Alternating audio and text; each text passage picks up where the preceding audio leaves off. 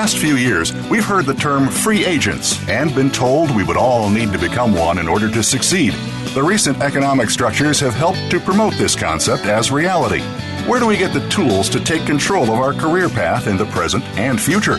Welcome to The Career Confidant with your host, Marie Zimenoff. Marie and her guest experts are here to provide you with the tools you need to move forward and achieve your career goals. Now, here is Marie Zimenoff. Welcome to The Career Confidant, and thank you for joining us today. We are always here to talk about the trends and resources and skills that you need to take control of your own career and be successful, whether you are an entrepreneur or thinking about moving up in your job or just want to be better at what you do every day. We talk a lot about job search and personal branding, leadership skills, and every once in a while we focus on a skill that is important for you to be successful and maybe some new trends that are happening. And it's funny, we think, these things don't change and the same skills are always important and we're always going to be needing the same things to be successful. But there are skills that kind of fall in and out of favor, and interesting to see how things change. Sometimes they change back, sometimes they don't. I think this is one of those areas where when I first started hearing about this skill set falling out of favor, I wondered if it would be a trend, but now there's more and more people coming out and talking about research and how to be more successful every day at what you do, and it seems like maybe it's going to stick. So recently there's been a lot of articles about how to have better focus, how to kind of get more done during the day, how to be more productive. And this is kind of a new wave of articles about the same topic, which is multitasking. Now, if you're, mid-30s or older, you'll probably remember a time where multitasking was such a cool thing, and it was such an important skill to put on your resume. And especially if you were in an administrative type role, it was really important to say that you could multitask. And maybe still some of you are doing that today.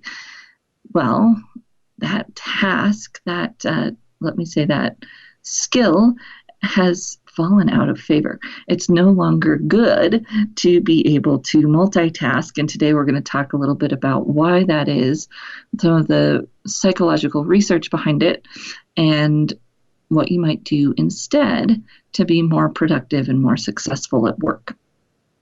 So there are some of you that are saying, now wait here a minute. Of course, multitasking is important. We all do it every day, and if we don't do it, we don't survive. Those of you who are saying that are probably female and maybe highly likely to be parents, right? I think this is when I first started hearing people talk about how you shouldn't multitask and it was bad for you. I thought, well, I can see that. There's, again, some psychological research behind it that we'll talk about. And especially as a parent, if you don't multitask in some ways, you may never get anything done. And I kind of had that thought running through my head as I heard this for the first time and heard people talking about it, how you shouldn't multitask. And we'll talk about that a little bit more, because I do think that there are some times where multitasking maybe not exactly what the definition is, because we're not necessarily doing two things at once in the same way that they're talking about it when they talk about multitasking. So let's talk a little bit more about what this actually is, because I feel like sometimes it's a buzzword that we use. We talk about multitasking. We, again, have it in our resume or on our LinkedIn profile as one of our skills, and we're really not thinking about if that's actually something that we do and if it's something that we should be doing. So There's a lot of neuroscience research on this, and it'd be interesting to know how people started to think about testing this multitasking. But they did for some reason, probably about 5, 6, 7 years ago, people started to study this idea of multitasking.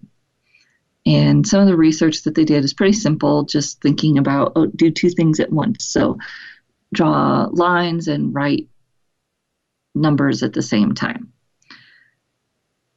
If you can't do that, which most people can't, it slows you down, and you could probably just do one of those first and then the second one next, and it would take less time. So this is kind of that two activities that really take a lot of thought, drawing some lines and writing numbers.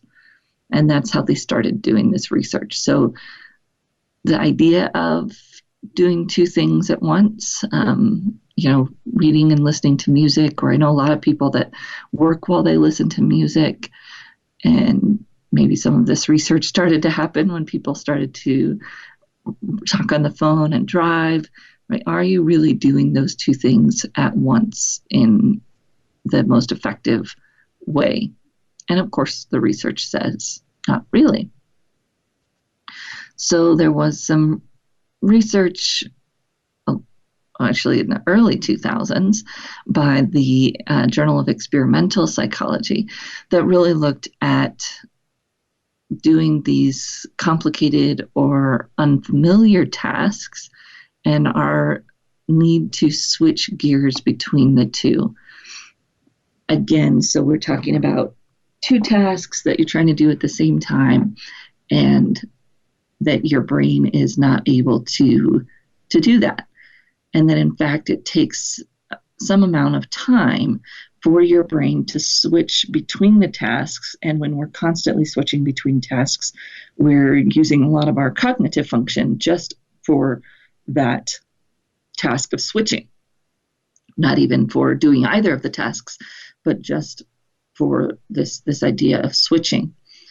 And makes sense when we think about it, right? I had a coach I was working with that said, make sure that you're not switching back and forth between tasks constantly, because your brain is doing a lot of work and spending a lot of its cognitive function just on switching those tasks. Oh, yeah. It's easy to talk about, easy to think about, but how do you actually implement it? So multitasking is that idea of trying to do two tasks at the same time. Now, I think that there is something missing, and I'd love to see if there's research around this. I couldn't find any that shows about your cognitive function and your processing when you're doing something else. So think about this. You're doing the laundry and you get a great idea, or people always say, I got this great idea in the shower. So there's something about perhaps a more rote task that we could do that's not taking a whole bunch of cognitive function, like folding the laundry or taking a shower, where we do seem to have that, I got an idea, or a problem that I've been working on. Finally, I get the answer to it.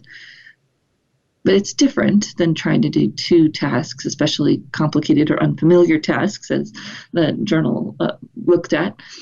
That's different, right? We're not trying to do two things at once that take a lot of energy. In fact, we're doing one thing that might be kind of rote, and therefore our brain is having the opportunity to think. I also think about exercise, because a lot of my great ideas might come when I'm exercising, and you're moving that body, getting the blood flowing, but you're not necessarily doing a task. It's where I think my dots started to connect as mom, because of course you might be watching your child, or they're doing something, but they're not requiring a whole bunch of your attention, and you can do something else, like maybe watch them play and do the dishes, or watch them play and do laundry, because we know that if we don't do those two things at once, some of them may never happen. But of course, we can see that power of focus even in those situations where, if you are a parent, there's a million articles right now about the digitally distracted parents and are we really paying attention to our kids, which I also kind of always laugh at, because although our parents may have not been digitally distracted, I'm not sure they were always giving us 100% of their attention either, because there's always been other things to do. So when we think about multitasking, and do you multitask? Do you not multitask? And when does it hurt your task? When does it help your task? It's simply this thought of being more thoughtful about it. So there may be certain tasks where you can do kind of two things at once. Do the laundry and think about a problem you're trying to solve, or an article you're trying to write, for instance. Doing two things at once at work, or constantly switching between tasks at work, is more what they're talking about here, that requires your brain power and kind of erodes your focus and productivity. So if you want to be more productive at work, if you want to be more focused, if you want the opportunity to kind of be a better problem solver and think a little bit more deeply, you'll have this power of focus instead of trying to multitask and trying to limit how much you switch tasks during the day. So this is what we're going to go through, this idea of how do you stop multitasking and be more focused in a little bit more depth. Surface level here is if it's in your resume, in your LinkedIn profile, newsflash, it may not be a skill that you really still want to be highlighting or talking about, because in most circles today, people are talking about multitasking in a negative way. So take that out of your resume, take it out of your LinkedIn profile, and find something else to talk about your skills and your way of working, how you're effective. And when we come back from break, we're going to talk about some of the ways that you can use this idea and this psychology to be more effective at work and have better focus, be more productive. We'll be right back in just a few minutes.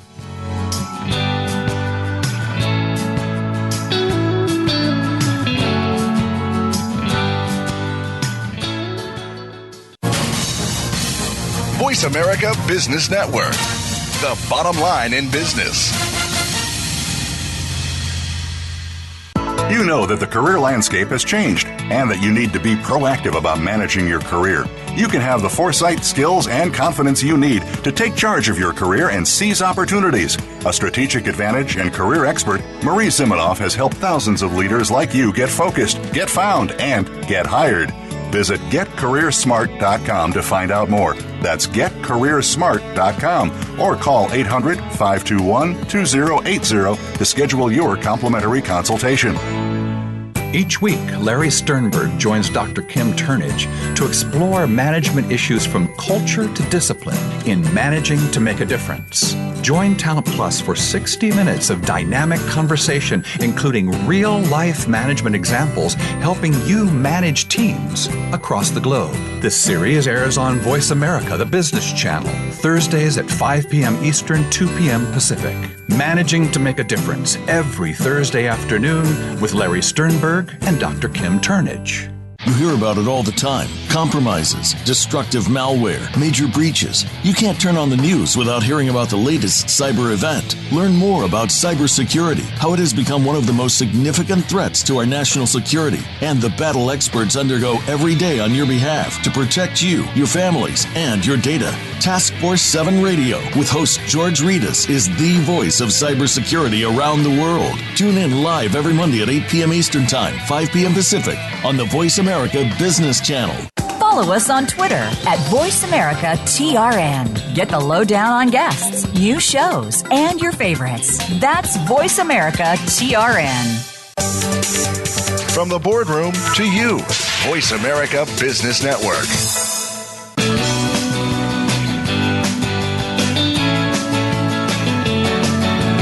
are tuned in to The Career Confidant with Marie Zimenoff. If you have a question or comment for Marie or her guest today, please call 1-866-472-5790. That's 1-866-472-5790. You may also send an email to marie@astrategicadvantage.com. Now, back to The Career Confidant. Welcome back to The Career Confidant, and today I'm kind of breaking the news to you that multitasking is out, focus is in. If you're talking to people about your skills or how you work, this is one of those trends. Been there for a few years, but I still see quite a few people talking about their ability to multitask. Now, this is stemming out of some research, kind of also, I guess, a rising focus on neuroscience. Neuroscience is taking some strongholds in the workplace and in coaching especially. So if we are maybe pride ourselves on our multitasking, some of this research is interesting to think about what actually is going on in our brains. So we only have so much that we can pay attention to. Your brain, the one research kind of likens it to a pie chart. You only have one pie, and when you're focusing on two things, that attention is split, and therefore perhaps less effective at doing both things. Sometimes going to be necessary, I'm guessing, in all of our lives, and definitely in some of those situations where we're parenting or other things, but not the best way to be all the time. And in fact, interesting, some of this research shows that people even drove slower or got to their destination slower if they were talking on the phone, even when they're talking hands-free, etc. They're getting there slower when they're trying to do both things, when they're trying to drive to wherever they're going and talk on the phone. Now, I'm not suggesting that you drive faster when you're on the phone. That's not what they're saying here, right? What they're saying is that we have limits. And when we multitask, we are taking brain power and reaching those limits on the other task that we might be trying to do. And as I said before, they've shown the brain power that it takes for us to switch tasks is also part of the problem. So when we switch from one task to another, we're slowing ourselves down. Now, they estimate that you have a 40% loss in productivity when you're switching between tasks. That's a lot. So if you're constantly throughout your day switching between tasks, you're losing quite a bit of productivity. And of course, that may be hard to get away from in some jobs. So we'll talk about some strategies for doing that. The other piece of us switching jobs or trying to do too much at once is that typically we make mistakes. So if we're doing tasks that require us to pay attention to those details, writing, numbers especially, etc., when we're multitasking, we're much more likely to make those mistakes. Not a great thing, especially in many jobs. And that's part of why this idea of multitasking has fallen out of favor. The other thing important for us to realize is that when we're multitasking, again, it's taking more of this brain power for us to switch between tasks, manage multiple tasks. And so you are actually stressing yourself out. So you are creating more stress for yourself because of your brain trying to do two things at once. So they measured that people do more poorly because they might be trying to do two things at once, and then it affects their stress. And even if there's not that connection to the outcome, maybe you don't necessarily perform worse because you're trying to multitask, but just the idea of trying to do that is kind of putting you in that high alert mode, right? That fight, flight, freeze mode. Your brain is doing that more because you're trying to multitask, and it's heightened trying to switch back and forth and keep up with you. So that idea of stress. One of the interesting studies, and actually I heard this a long time ago when I was working at the University of Denver, and it did never really occur to me that it was this multitasking, or that had implications for multitasking. But someone there told the story of a research study that they were doing on the campus, where they had the research subjects walking across campus, and they were staging accidents or issues that they would run into. So someone dropped their books and their papers are fluttering about, or someone fallen down and scraped a knee, nothing critical, but just an accident or a issue that these people would come across as they crossed campus. And each of the research study participants had a different level of hurry to get to where they were. So some of the participants maybe were told that they had to get across campus in this amount of time. And if they didn't make it, they weren't going to get their money or something. Some of the participants were told that they had as much time as they needed to get across campus, and kind of a variety of variance in there in terms of how much of a hurry these people were in. And I think that they got students from the program to volunteer for this study so that they had kind of that baseline of all of these people are helpers. They want to help people. They're studying ministry, right? And what they found was really interesting in terms of the correlation to people being in a hurry, stopping to help the other person, or not stopping to help them for very long. So there was this very strong correlation between I'm busy or in a hurry, and I'm not going to stop and help you, right? I'm not noticing the people around me that are. They find the same thing when they look at multitasking. So when we're trying to walk across campus on our phone, not too surprising that a lot of this research is done on college campuses. When we're trying to walk across campus on our phone, we don't see people doing things. So this study, they had a clown on campus. We're showing that people who were looking at their phones didn't even notice the clown riding a unicycle across campus. So there's kind of this idea that when we're multitasking, we're missing out perhaps on opportunities to connect with others, opportunities that may be in our vision but not right in front of us. And when we're multitasking, we might miss out on those. When we think about that in a work setting, you might think that if you're trying to multitask, you might miss out on noticing a coworker and their reaction to you, or you might miss out on a detail that needs to be considered in your work, or on a new way of doing something, a new way of doing your work because you're trying to multitask. It starts to erode your productivity and your relationships, perhaps, because you're not noticing people when you're multitasking. Now, there are some research, and if you've ever been on a diet, you've probably heard some of this that says that you should only eat. So don't eat and work, don't sit at your desk and eat. That when you're eating, you should focus on what you're eating. And same idea that if you try to multitask while you eat lunch, you're more likely to eat more, not realize when you're full, all of those issues. Right back to this idea of multitasking. When we think about all of those pieces and all of those different ways that it limits our ability, it really isn't surprising that there's also research that limits our creativity and doesn't make us as.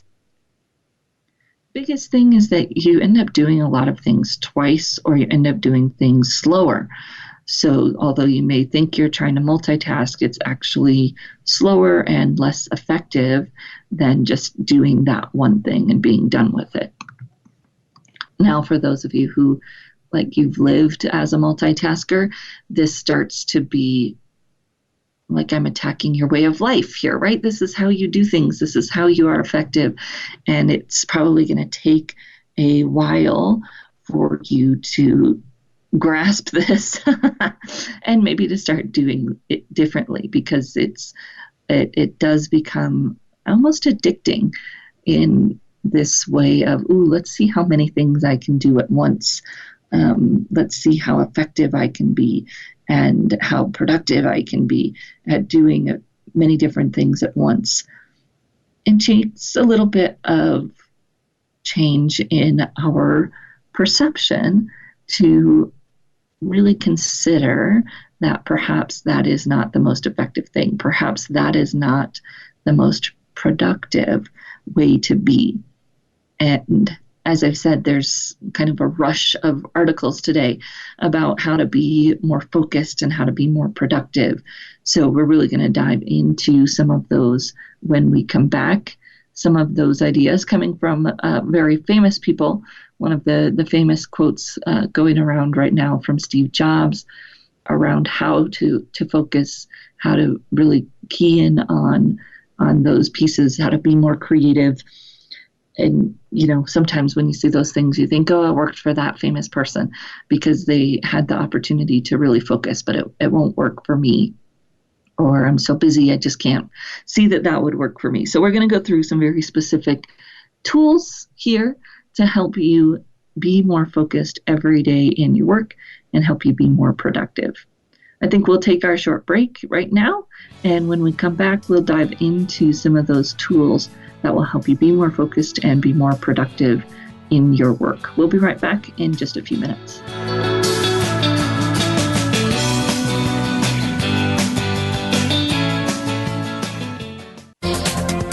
The business community's first choice in Internet Talk Radio. Voice America Business Network.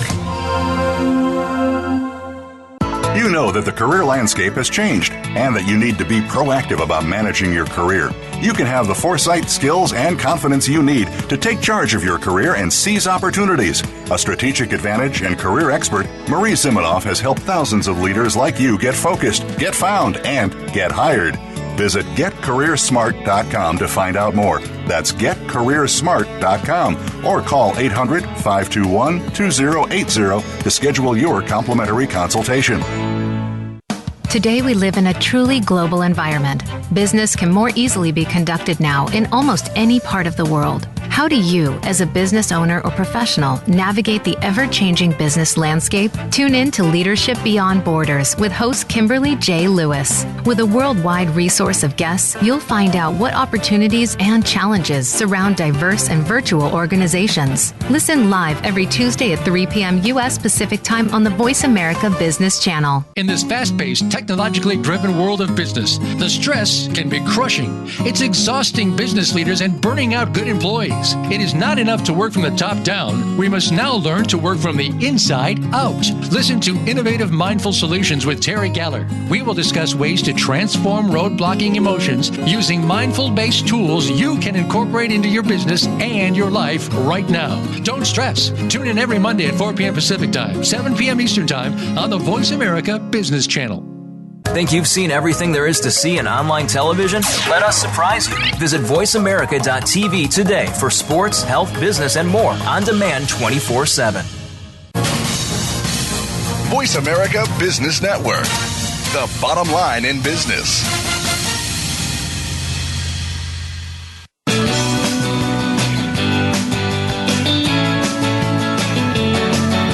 You are tuned in to The Career Confidant with Marie Zimenoff.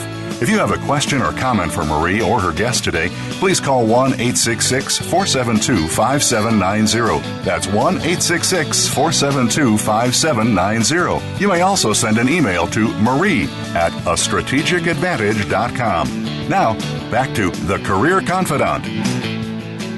Welcome back to The Career Confidant. And today we've been talking about multitasking and some of the research that goes behind it not being very effective for you.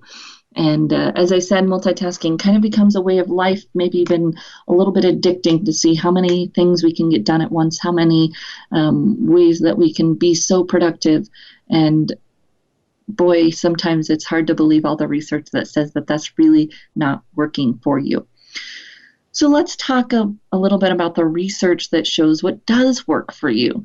And again, we'll talk about some of the more the popular tips and tricks too, but let's start with some of the research that shows what to do instead. So some of this research from Harvard University is helping us figure out how to not be distracted. And this is our life, right? Our life is distraction. You got your phone next to you and it beeps or it buzzes or it dings when you get a text, when you get an email, when Facebook thinks you should look at it. You have all of those distractions going on right next to you. And in fact, although the research doesn't show that, I'm guessing that that's one of the number one things we can do to help is limit the distractions. Turn your phone off, do some of those things. I'm sure we'll get to some of those tips later. But Harvard's research talks about, first of all, recognizing what you are doing. Recognize that that is a distraction. So a lot of the basic psychological work that psychologists do with folks, counselors do with folks that I learned about in my is around first being aware and taking the time to stop and be aware of your options, your choices, what's really going on. So avoiding that knee-jerk reaction, avoiding our instinct to just go and look at the phone. Realize that this is a distraction. So it's that awareness piece. Be aware of what you're doing. Be aware of that option not to do it. Then they talk about breathing or doing something to break that cycle. So we hear the phone ding. We're going to say, wait a minute, that's a distraction. Take a breath, kind of break that cycle, and then choose what you want to do next. This is really the kind of the basis of the mindfulness movement, this idea that you can connect to what your body is doing, think about what you actually want to do, and choose something that's going to help you move forward. That idea that your thoughts and your actions are connected, but you have the opportunity to make a choice there and disconnect them. Doesn't have to be rocket science here, right? To recognize when your body's kind of having that knee-jerk reaction to do something, take a breath and decide what you want to do instead. Now, part of this is knowing ahead of time what you want to do or setting your intention. And in one of our really popular episodes from way back when we first started this show is around the difference between goals, resolutions, and intentions. And usually try to replay it at the beginning of the year just to help us think about this idea that each day you may have goals that you want to get accomplished, or you may have long-term goals. You may be one of those people that likes to set New Year's resolutions. And then there's this idea of intention, and we might set an intention around who we want to be, kind of at the 30,000-foot view, what we want to do every day.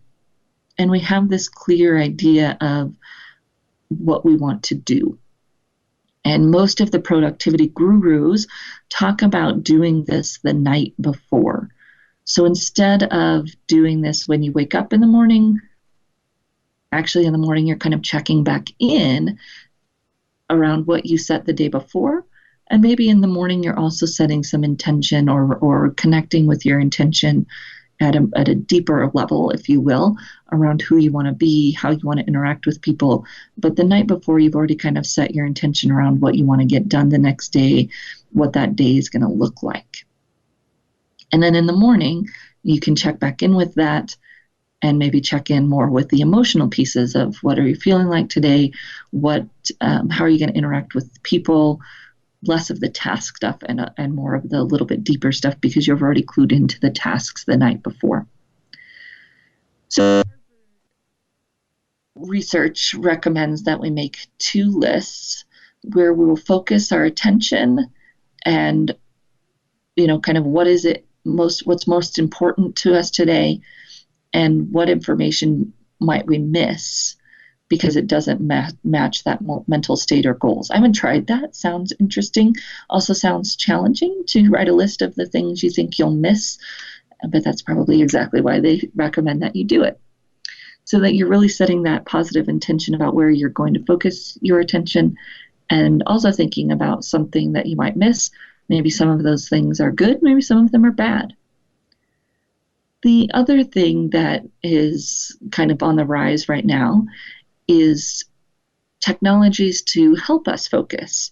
So there's technologies that you can set them to help you focus for a certain amount of time. And there's some research out there we'll talk about here in our next segment about that kind of time blocking.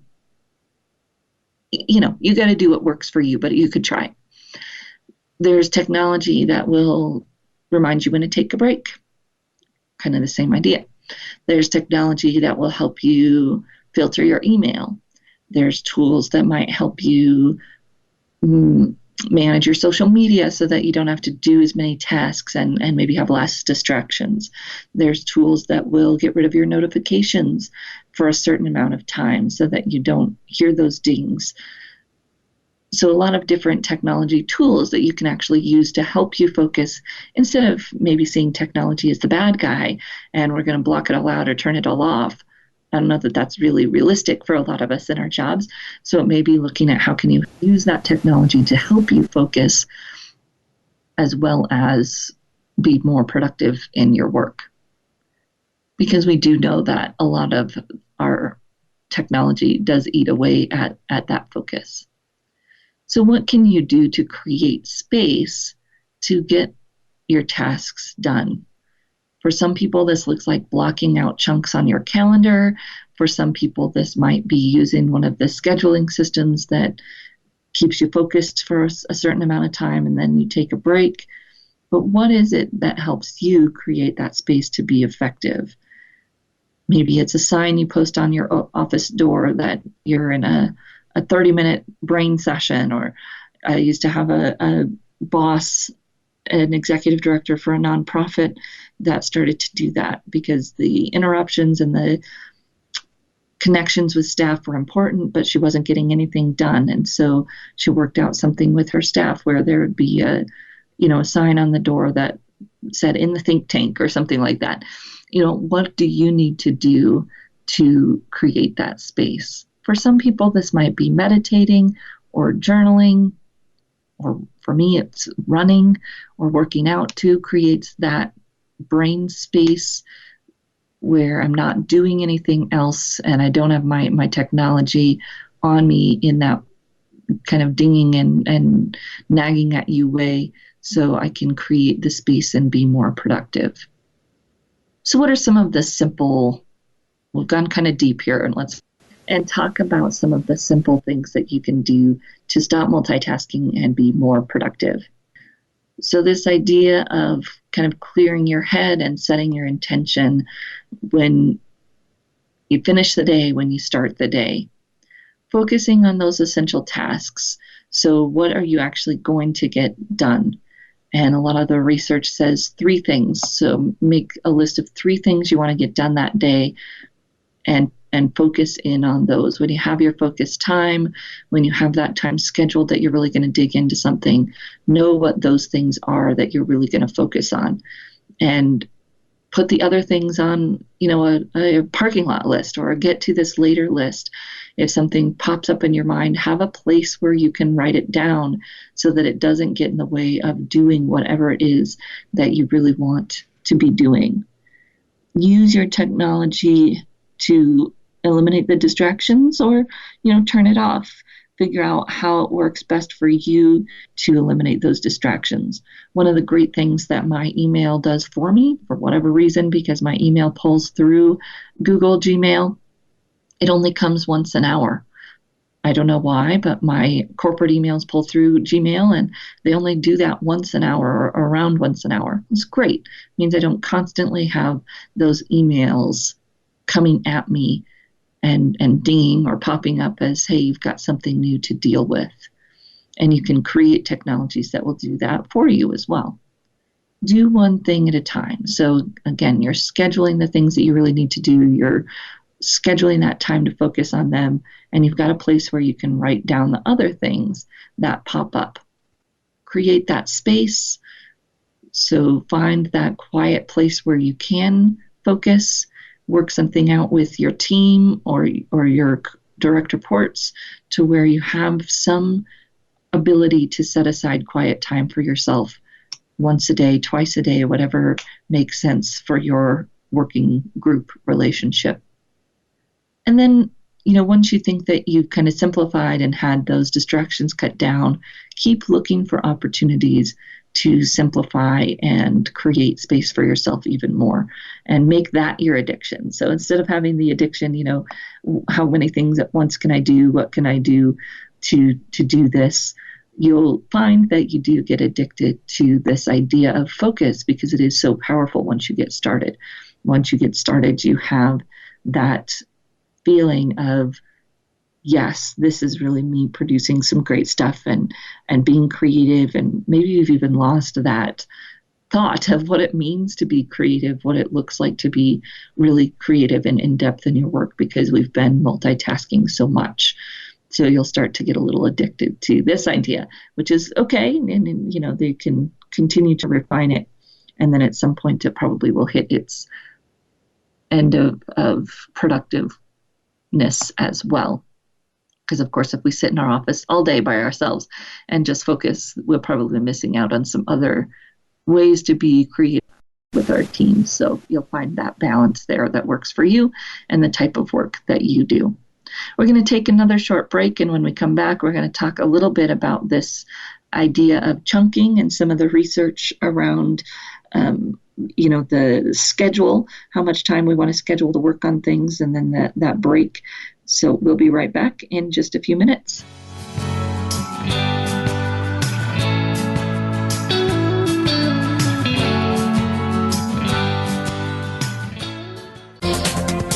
The business community's first choice in Internet Talk Radio. Voice America Business Network. You know that the career landscape has changed and that you need to be proactive about managing your career. You can have the foresight, skills, and confidence you need to take charge of your career and seize opportunities. A strategic advantage and career expert, Marie Zimenoff has helped thousands of leaders like you get focused, get found, and get hired. Visit getcareersmart.com to find out more. That's getcareersmart.com or call 800-521-2080 to schedule your complimentary consultation. We hear it and read about it every day in the news. America is heading over a fiscal cliff. Home prices are still receding and unemployment growing.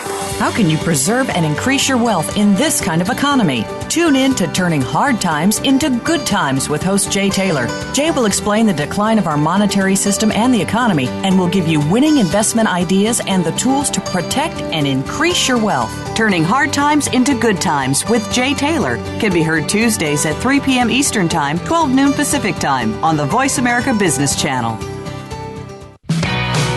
Many industries have been revolutionized by technology in the last decade. Books, music, TV, communications, and now it's happening to our money and the way we pay. Tune in to Breaking Banks with Brett King for a look at how technology and customer behavior will bring about more changes in banking in the next 10 years than in the last 200 years. Listen every Thursday at 3 p.m. Eastern Time, noon Pacific on Voice America Business Channel or on AM 1160 The Voice. You'll never look at your bank account the same again.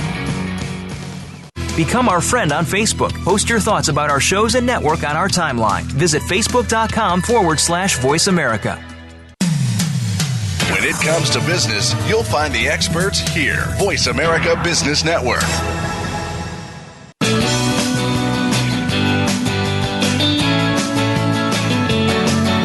You are tuned in to The Career Confidant with Marie Zimenoff. If you have a question or comment for Marie or her guest today, please call 1-866-472-5790. That's 1-866-472-5790. You may also send an email to marie@astrategicadvantage.com. Now, back to The Career Confidant. Welcome back to The Career Confidant. So we've talked about some general things that you can do to be more productive. And there's also, of course, a slew of very specific advice out there, all with research around it. Sometimes the frustrating thing about research, right, that there's a lot of different research about exactly how long you should focus and how long you should take a break.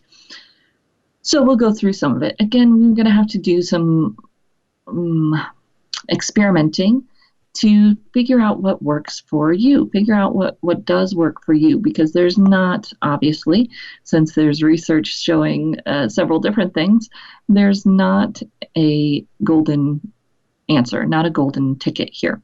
So there's some research, and this came out of a Chinese call center that showed the most productive people worked for 52 minutes and then took a 17-minute break. Very interesting numbers there. So 52 minutes working and a 17-minute break. Now, the important part here is what they were doing on their break, these effective people, because they were actually getting up, walking, talking, doing exercises. They were up out of their desk. So we're not talking a 17-minute break to look at Facebook, not talking a 17-minute break here to check email. So it's a 17-minute actual break. So if you looked at your day and kind of chunked it up into hours, roughly, what would that look like if you were going to work for 50 minutes or so and then take a 15-minute break? That's going to work for some people and not for others, because, of course, we all have different demands and schedules on our time. When you really need to focus on something and get a task done, 52 minutes, 50 minutes seems to be kind of the max amount of time that some of this research shows we can focus. So 50 minutes is probably the most amount of time that you want to spend really focused on a task. Otherwise, you're probably going to kind of have that fatigue and not continue to be focused or not be as creative and energetic in that task. Not too surprising, of course, that most college courses are 50 minutes. Someone had done this research before they planned out that. So there's other research that 40 minutes is a good amount of time, kind of that 40 minutes of focus and 15 minutes of getting up and doing something else. Then on the other extreme, we see the research that shows we can focus for about 20 minutes. So we can concentrate on a task for about 20 minutes. This article claims that that's why TED Talks are a maximum of 18 minutes, is because that's how long our brain can focus. So an interesting idea there. And your time might be somewhere in the middle. I would say that 20 minutes might be 15, 20 minutes might be the minimum that you want to schedule to work on something, and 40 or 50 minutes being the maximum. The idea here is, of course, that you're scheduling time to work on something. So you're sitting down, you've got the task that you want to work on, you're focused on it, and then you're moving on to the next task, preferably based on some of this research after a break where you either get up and walk around or do something else and then come back. Now, the slippery slope I can see for a lot of us is that break kind of going longer than we intend. Maybe we get stuck at the proverbial water cooler talking to someone, or if you work from home, you go down to do the laundry and you end up doing a little bit of the dishwasher and this and that, and you get back up and you think, now it's been 30 or 40 minutes that I've not been busy because I got stuck doing these other things. So setting some kind of a timer for yourself for the work and also for the break may be a good place to start. And again, you can search productivity apps on your phone and pretty quickly come up with 3 or 4 that will help you schedule these chunks of time and improve your focus. It's the newest, hottest thing right now. Some people might spend their breaks meditating. There's some research that shows that spending your breaks meditating is even more effective than taking a walk. I prefer the walk, the physical action, as we know that our sitting is the new smoking. So even though it may not be as good as meditating, I like the walk. You maybe do both, maybe intermix them throughout the day. It doesn't have to be an either-or situation. Working with a lot of the managers that I'm coaching on a leadership program right now, this is one of the most challenging things for them, to really think about taking time during the day to take breaks and doing it this frequently. So every hour, right, we're talking about then you might be taking 6 or 7 little breaks a day, and it starts to feel like, oh my gosh, I'm being really unproductive. So we also talked about ways that they could make those breaks productive. Go around and check with an employee, check in with a team member, nurture those relationships while you're also doing these breaks. Take a walk, and it doesn't have to be really long. If you do feel like I need to get back to work, maybe you just take a 5-minute break, but at least you're getting this feel, right? You're training your brain to do it differently, to sit down and focus and then get up, do something different. Sit down, focus, instead of what tends to happen, which is the dribble, where we're focused and then we kind of get bored, so we check email, or we're focused and then we get bored, so we look at our phone. That's what we're trying to prevent here, is that mindless dribble of our attention onto something else. Focus, break. Focus, break. And if you are going to dribble, I'd prefer that you do it when you're coming off of your break, not when you're going on to your break. And again, make sure you've got something that's going to beep at you or chime at you to get back to work, because that dribble is most likely where it'll suck your time. So you're focused, you take a walk, you check your email, but you've got a certain amount of time that you're going to do that, and then you're going to get back to one of your focused activities. Scheduling email is probably one of the most important things you can do for your productivity. So decide when you're going to check it, not first thing in the morning. Have a task that you're going to complete before you check that email, and then maybe you check it at lunch and right before you leave work. You have that time scheduled out. Maybe it's even one of your 20 or 30-minute blocks of time that you're checking email, and then you're going to take a break and then get back to a more focused activity. So for some of us, this feels like a lot of structure, right? We like to kind of do what we're feeling like doing, and that can be okay. You don't have to structure exactly what you're going to do every block of time. Some of you will love that. Some of you will feel like you're in prison if you do that. So you don't necessarily have to be that structured. Start with a little bit, see how it goes, and work your way up if you're feeling strangled by that structure. It will help your brain learn to do one thing at a time. And, I think one of the new trends is hacking, right? We're always hacking something. And a lot of these articles are talking about hack your brain and how to hack your brain to be more productive, to focus for these periods of time and then take a break. I hope that helps you be more effective and productive at work, because we know that it's hard for us to move out, move up, get our promotions if we're not doing a great job where we are, and being focused, being more creative, being more productive, all great ways to help propel our career. We'll be right back here again next week on the Career Confidant. In the meantime, if you have other topics or other questions that we can answer on the show, we're always happy to do that. please reach out to me at Marie, M-A-R-I-E, at careerthoughtleaders.com.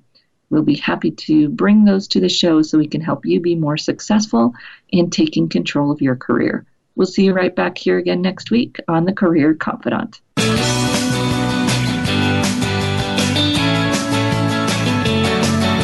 Thank you for listening to The Career Confidant. Marie Zimenoff will return again with another terrific guest next Monday at 6 p.m. Eastern Time, 3 p.m. Pacific on the Voice America Business Channel. Be sure to join us then.